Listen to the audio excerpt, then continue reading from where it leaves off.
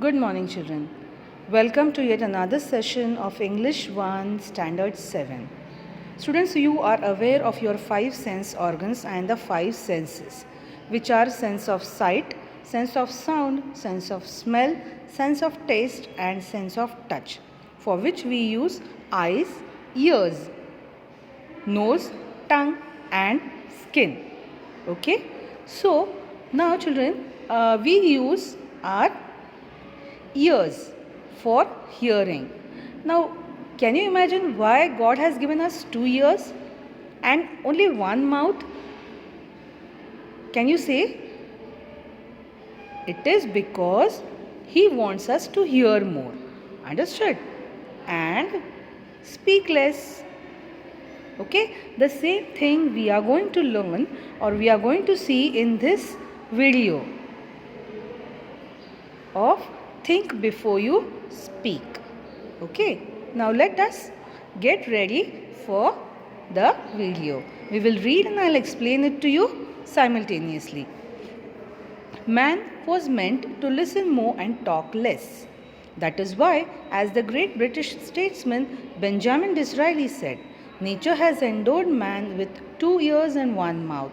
If man was meant to talk more and listen less, he would have two mouths and only one ear. Imagine how he would have looked.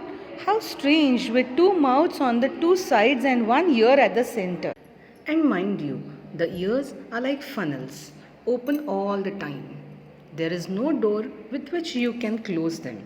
Whereas, if you have to speak even one single word, that word must pass through two walls, two fences. There is firstly the fence of these two rows of teeth. There is secondly the fence of the two lips. Before a word can be spoken, it has to pierce through these two walls, through these two fences. Therefore, we must think at least twice before we utter a word. So, from this part of the page that we have read, we come to know that man was been given or man is being given with two ears and one mouth so that he listens more and talks less. Right? Now, see why such a kind is said. The writer says that he is saying this because, see, our ears are like funnels, he says, that whatever comes, whatever is heard, do we have a door on the ear? No. So whatever is passed through it, we hear it. Okay, but when we have to speak, we think about it. And in the mouth, as they say, there are two doors.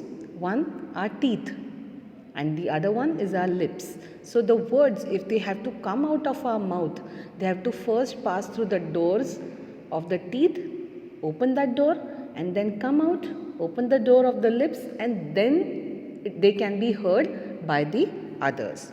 Okay, I hope this much is clear to you. Okay, now the second page we will read. A very wise man once remarked that of the unspoken word you are a master, of the spoken words you are a slave. Once you have spoken a word, you cannot get it back. Do what you will. Therefore, you must be very careful about the words that you speak. Once the word has left your lips, you will not be able to get it back. What are unspoken words? They are things you want to say but remain unsaid, as thoughts in your mind. Once you have put the thoughts into words, once the words have left your lips, you cannot change them or control them. A young man went to his spiritual teacher and said, I have spoken very harsh and unkind words and to my friend, and he is deeply hurt. I am afraid I have lost my friendship with him. How can I make amends? Now see, now in this part of the page, what does the writer tell us? That when we say something without thinking, and after that we come to know that whatever we have said has hurt somebody, we regret on it. We think, oh, we should not have said that. But once you have already spoken those harsh words which has hurt somebody, can you take them back? No. And that is why he says you are a master of your unspoken words. Means though you may be thinking something ki arey this is very bad that this person has done with me, go chalo I'll go and just tell him you have done this wrong thing and I haven't liked this. Okay, maybe that person has a different view about it. Maybe he did not have even think of hurting you, and by chance you've got hurt. And when you go and speak something, he thinks, Arey, I have never thought like this. Why is he thinking like that? Okay, so if you keep your thoughts with yourself only and you do not speak, then you are master of that words, whatever you were going to speak. But once you have already spoken them, then you become a slave. Why? Because then you repent, either than the person. Yes, by saying you think why have I said this? If the person was not thinking like that, then I am wrong. I am the one who is wrong and have thought the wrong thing. Okay, so rightly said is that you are the master of your unspoken words and you are a slave of the words that you have already spoken. Okay, and then so that is why the poet tells that you should be very careful when you speak something. Okay, now what he's saying is exactly what do you think, what are the unspoken words, then what we haven't spoken, where do that words go? They go into your thoughts, they remain there. Okay, now we'll go to the next page. Now in the last paragraph of the page behind, we had seen that a young man had gone to the spiritual teacher and he has told that spiritual teacher that I had a friend and I had spoken some very harsh words with my friend and I am sorry for it and I want to go and say sorry to him. Now what does the teacher say there? The teacher tells him to take a fresh sheet of blank paper and a pen. Okay, and he says, write down on this paper all the harsh things you said to him. The young man did as he was told and showed the paper to the teacher. Now tear up this sheet of paper into as many small bits as you can, the wise teacher said. Soon the single sheet was torn into 100 tiny bits of paper. Throw the bits out of this window, the teacher told him. That was easily done. It was a windy day, and the tiny bits were scattered far and wide even as the young man watched. Now go out into the street and collect as many bits of the paper as you can, the teacher ordered him. The young man was taken aback. But, that will be difficult, he stammered. Stammered means he spoke but with a small pause. It will be difficult indeed, but do give it a try, the teacher suggested. The young man went out. He returned half an hour later, exhausted. He had not been able to get hold of a single torn bit from the paper he had torn up just a while earlier. This is what happens with the spoken words, the teacher said to him. Once you have spoken the words aloud, it is very difficult to take them back. Therefore, learn to think before you speak in anger.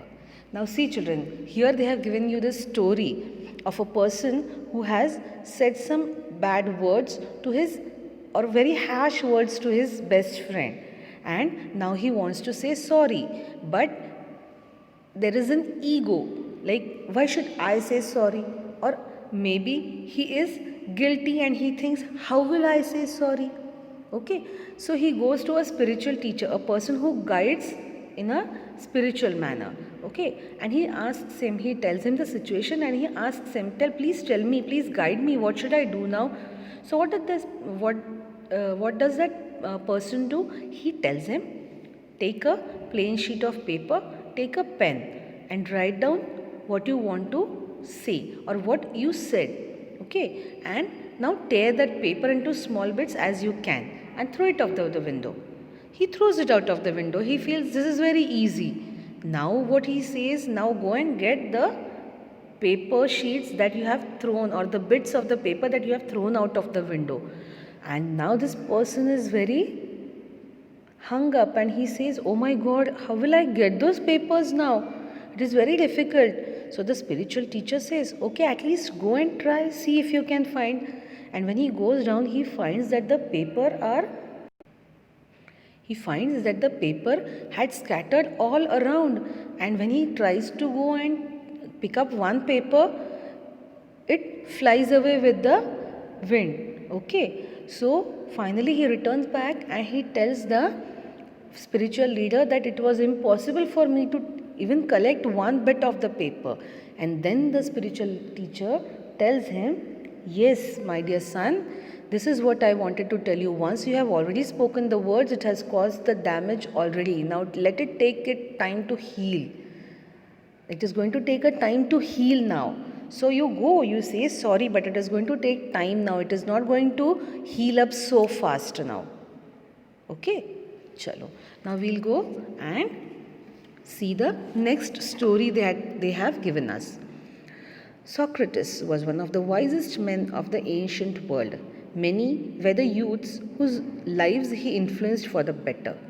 Socrates counseled his disciples to keep their mouths shut and speak only when absolutely necessary. So, here they have given us a story about Socrates, who was the wisest of the men from the ancient world. Okay, and the youth means the young people were most influenced by him. Okay, and he used to guide them, he used to make them his disciples, and he used to tell them the very most important thing is that keep the mouth shut, and if you want to speak, only think, is it really necessary? Then only you speak. "Oh, wise one, how may we know when it is right to speak?" they asked him. "Open your mouths to speak only after you have asked yourself 3 questions and received an affirmative answer to each of the 3, replied Socrates. Now, what does Socrates say? Now, when Socrates told his disciples that speak only when it is necessary, naturally the disciples asked him, "How will we know that now it is necessary to speak and that now we should speak?" So he said, only speak when you have asked yourself these 3 questions. And the answers that you get to these questions are affirmative. Now we have already seen the types of sentences, affirmative and negative sentences. So affirmative means when you get a positive answer. Okay, and negative sentences are the ones where no, not, neither, never are used. Okay, so only when you get a positive answer for the question that you have asked, only then you open your mouth. This is what was told by Socrates. But what are the 3 questions that they have to ask? Let us see.